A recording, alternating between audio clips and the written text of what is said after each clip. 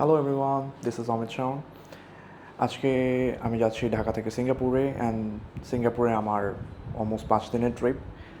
বেশ খানিকটা ঘোরাঘুরি হবে অ্যান্ড বেশ খানিকটা জার্নি আছে। So almost I am ready. সব কিছুর ব্যাগ গোছানো শেষ, আমার সব কিছু মোটামুটি প্রিপারেশন ডান। আমার ফ্লাইট হচ্ছে রাত 11টা 55-তে। আমি সিঙ্গাপুর এয়ারলাইন্সে আসলে ফ্লাই করছি, অ্যান্ড হোপফুলি ফ্লাইট অন টাইমে থাকবে। এখন এয়ারপোর্টের জন্য বের হব। জাস্ট একটু আগে ম্যাপ চেক করে দেখলাম বেশ খানিকটা জ্যাম। সো লেটস সি কীভাবে কী হয়।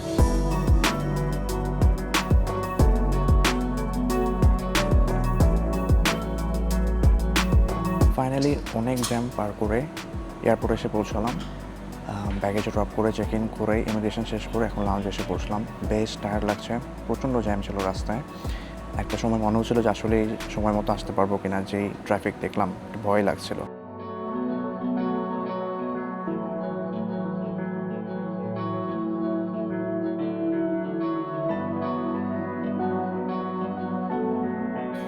তো এখন কিছু খাওয়া দাওয়া করতে হবে। হালকা rice, chicken, potato fry and veg দিয়ে আপাতত ডিনারটা শেষ করতে হবে।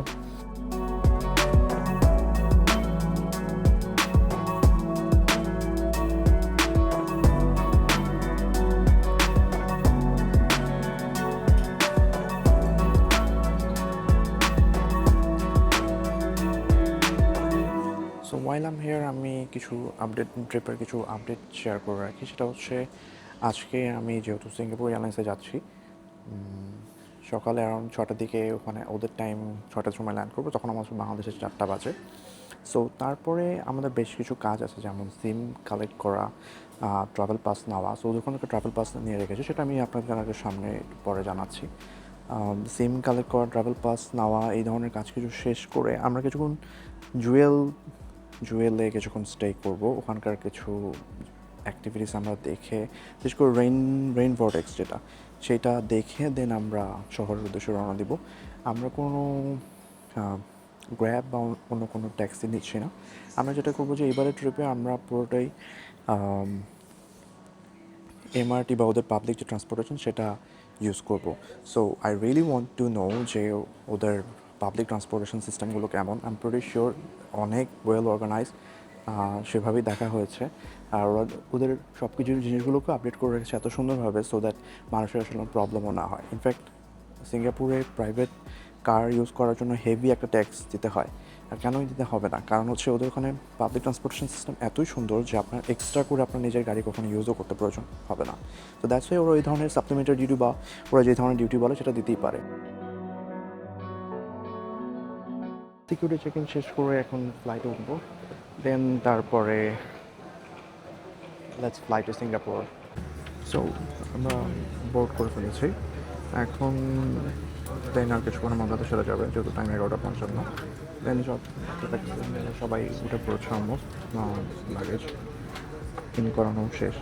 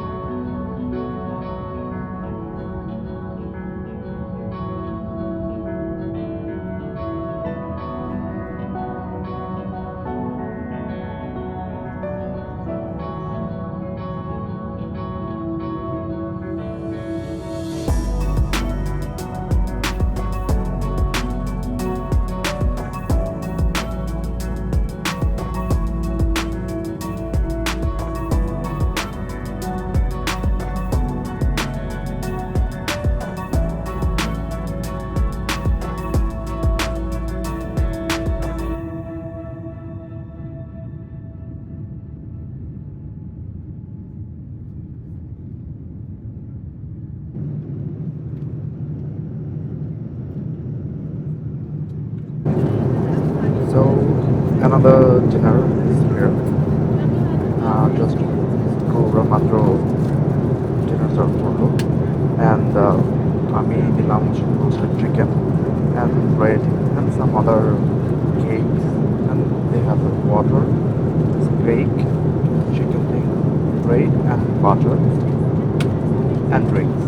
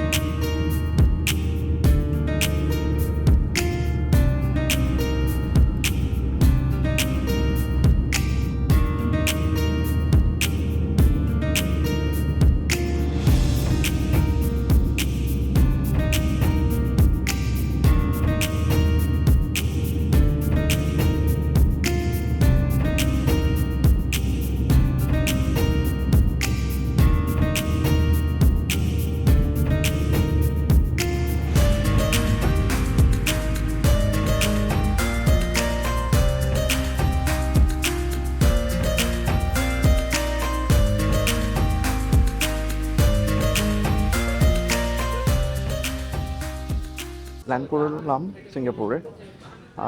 ইট ওয়াজ এ বোরিং জার্নি।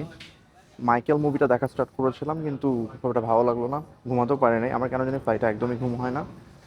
এনিওয়ে, সো এখন ইমিগ্রেশন করব, দেন কিছু কাজ আছে সেগুলো সারবো, আর তেমন কিছু নাই।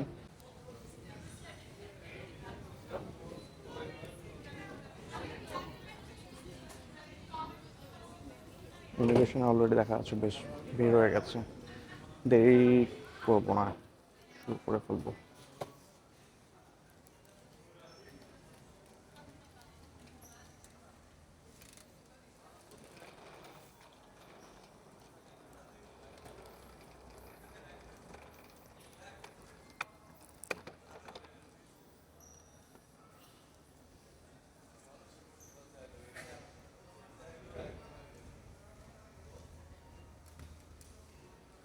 ঢাকায় আসলে আমরা যখন টেক অফ করি বা আমাদের ব্যাগে যখন যাওয়া হয় তখন আসলে বৃষ্টি ছিল হালকা, অ্যান্ড উই অল নো যে আমাদের আম, ঢাকায় গ্রাউন্ড হ্যান্ডলিংগুলো একটু ডিফারেন্টভাবে করা হয়।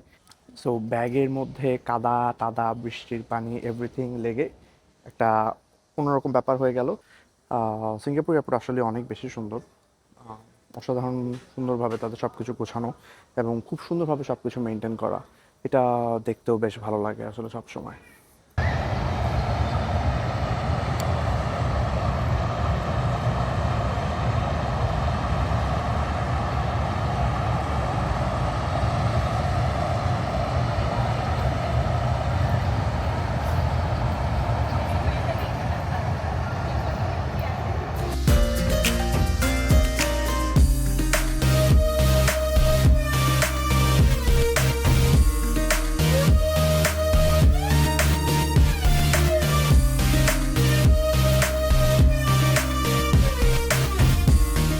তো এখন আছে আমি জুয়েল চাঙ্গিতে। এইখানে রেইন ভর্টেক্সটা শুরু হবে 10টার সময়, তাই একটু আগে এসে প্রিপারেশন নিলাম, কারণ এখানকার রেইন ভর্টেক্সটা খুবই অসাধারণ হয়, দেখতে বেশ সুন্দর লাগে।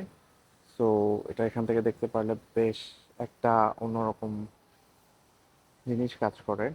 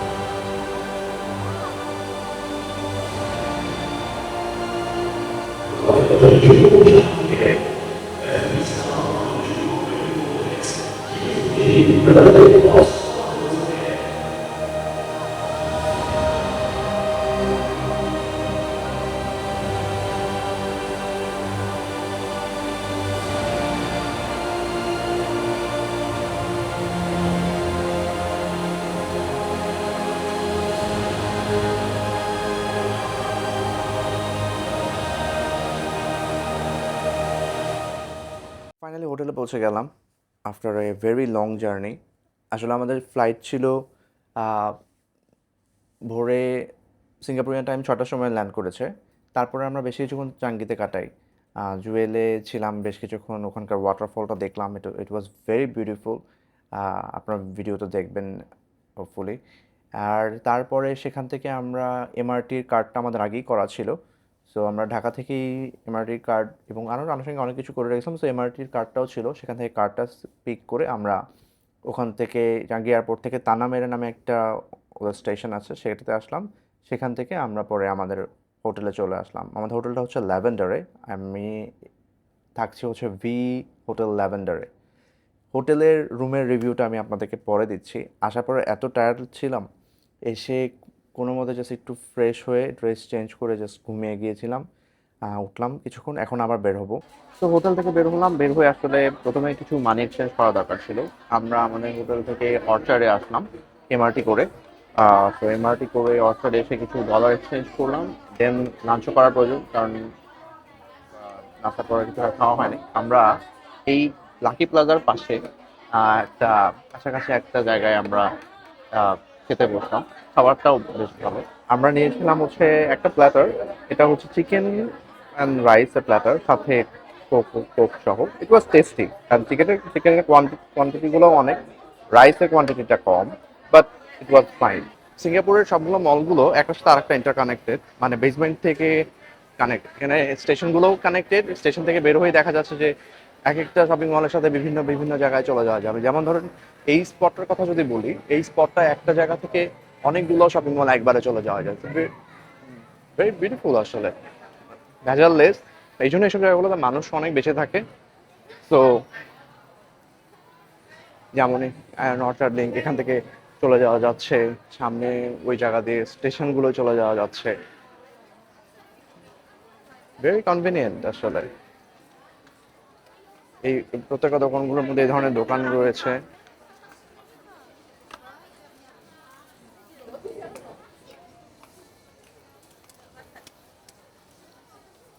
এটা যেমন ধরেন আরেকটা জায়গা থেকে লিঙ্ক হচ্ছে, আর জায়গাতে আসছিল, এটি সম্ভবত আয়রন অর্চার্ডের জায়গাটা, এখান থেকে আসছিল। এখন আমরা আয়রন অর্চার্ডের জন্য চলে যাব।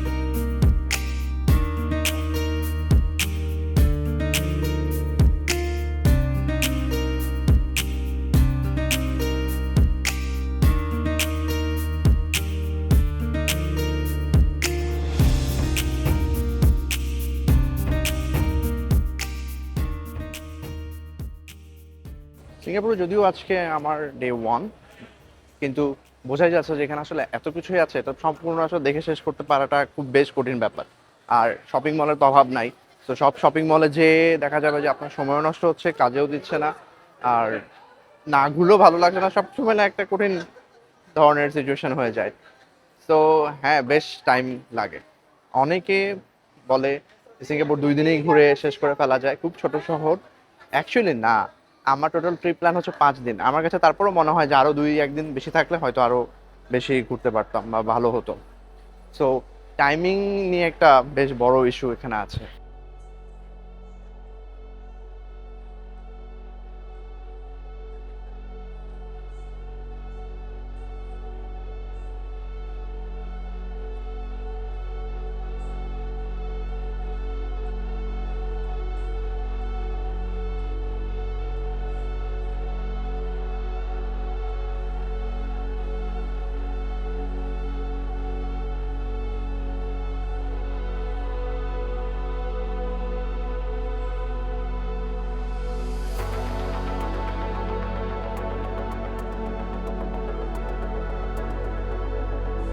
অলমোস্ট সব ব্র্যান্ডের দোকানই এখানে আছে, তো যাদের প্রয়োজন তারা এখানে এসে ডেফিনেটলি শপিং করতে পারেন। যে যারা brand specific brand or luxurious ব্র্যান্ডগুলো শপিং করতে চান। Patek Philippe, Prada, Tiffany and Co সব এখানে রয়েছে।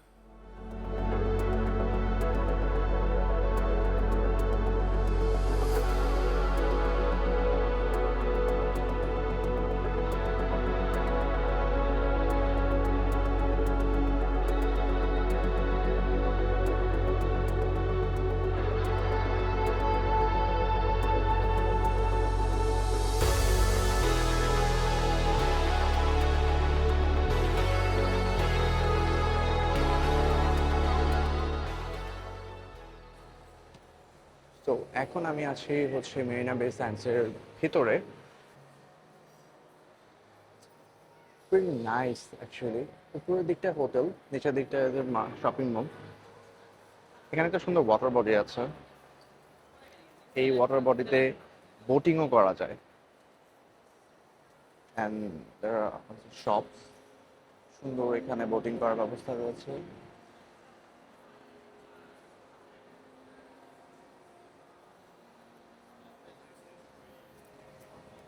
বেসিক্যালি এখন এখান থেকে অ্যাপল স্টোরটায় যাব।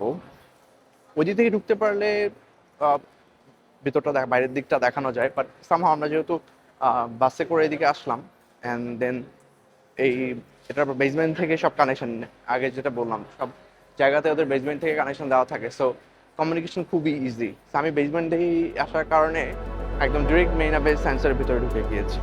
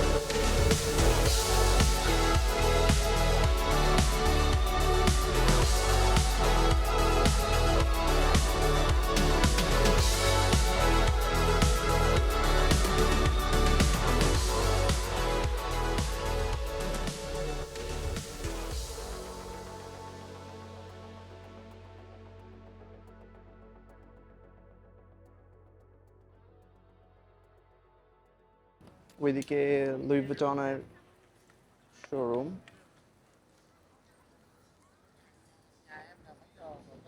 এই সাইডটা মেইনলি সিঙ্গাপুরের আইকনিক পোর্শন, যেগুলো আমরা সাধারণত সকল ধরনের সোশ্যাল মিডিয়া বা যে কোনো ইমেজগুলো দেখি, এই জায়গাটাই বেসিক্যালি সব মোস্টলি ম্যাক্সিমাম জিনিস থাকে আর কি। যেমন ওই যে মেরিনা বে স্যান্ডস, এটার শপিং মলটা, অ্যান্ড এখানে আরও সব বড় বিল্ডিং। সো মেরিনা বে স্যান্ডসের ভিতর থেকে এসে এখন আমি মেরিনা বের প্লাজাটাতে দাঁড়িয়ে আছি। বেশ সুন্দর বাতাস। আসলে আসার আগে যেখানে যেরকম ভেবেছিলাম বেশ গরম হবে, টেকা যাবে না এমন একটা অবস্থা, আসলে তা নেই। এখানে মোটামুটি বাতাস আছে, খুব বেশি গরম না, নর্মাল, এরকম ম্যানেজ করা যেতেই পারে। সুন্দর জায়গা, বেশ সুন্দর আবহাওয়া, মানুষজন যে যার মতো করে ঘোরাঘুরি করছে, টাইম স্পেন্ড করছে, বেশ ভালো লাগছে।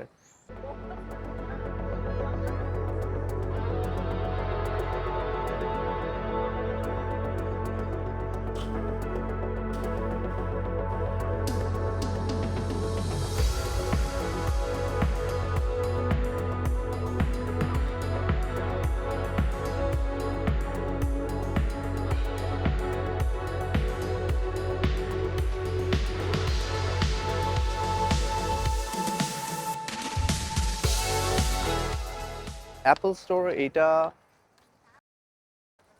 One of the best store. এটার কারণ আছে, এই স্টোরটা হচ্ছে ফ্লোটিং, জাস্ট টোটালটা পানির উপরে, এবং এটা নিচেও যাওয়া যায়। অ্যাপল স্টোরে আজকে অনেক ভিড়, যেহেতু ওদের আজকে উইকেন্ড, সো প্রচুর মানুষজন এখানে, অলসো ট্যুরিস্ট আছে এখানে।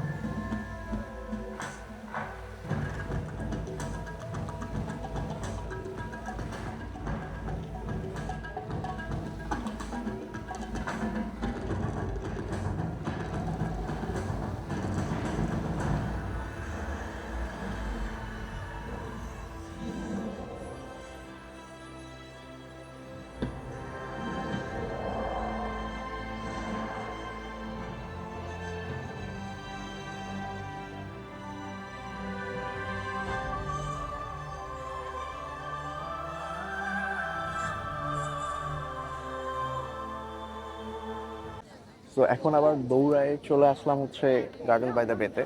এইখানেও সিমিলার টাইপের একটা লাইটিং আছে। এখানে এটাকে বলে, কি বলে এটাকে, বোরিয়ালিস বলে। Very nice. এটা কাইন্ড অফ যে নরওয়েতে যেই ধরনের লাইট হয় না, এক ধরনের অরোরা, সো ওই রকম এক ধরনের লাইট এখানে আর্টিফিশিয়ালি ক্রিয়েট করা হয়, খুবই সুন্দর লাগে দেখতে। এখনো একটা সেশন অলরেডি হয়ে গেছে, আমরা যখন মেরিনা বে স্যান্ডসের ওখানটায় ছিলাম, ওখানে অলরেডি তখন একটা চলছিল। তো এখন হচ্ছে বাকি এখানে আর একটা শুরু হবে কিছুক্ষণ পরেই। এছাড়াও এমনিতে এই জায়গাটা এখন দেখতে বেশ অসাধারণ লাগছে।